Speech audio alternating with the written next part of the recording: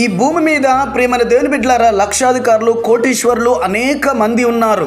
వారిని గనక మనం వెళ్ళి అడిగితే మాలో సమాధానం కొరతగా ఉందని వారు సమాధానం చెప్తారు. ప్రియమైన దేవుని బిడ్డలారా, ఆమేన్, హల్లెలూయా.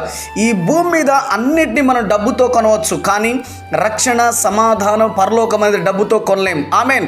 యేసు క్రీస్తు ప్రభు ప్రియమైన దేవుని బిడ్డలారా ఉచితముగా మనకు సమాధానం, ఉచితముగా మనకు రక్షణ, ఉచితముగా మనకు పరలోకాన్ని ఇస్తానంటున్నాడు. ఆమేన్.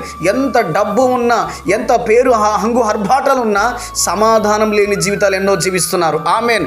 యెషయా గ్రంథం 66వ అధ్యాయం 12వ వచనంలో నది వల్లే సమాధానం నేను ప్రవహింపజేస్తాను అని మాట్లాడుతున్నాడు. ఆమేన్. దేవుని బిడ్డ, నీకు సమాధానం లేదు, అన్నీ ఉన్నా నీకు సమాధానం లేని జీవితాన్ని జీవిస్తున్నావేమో. చూడండి, యేసు క్రీస్తు ప్రభు సమాధానకర్త. ఆమేన్.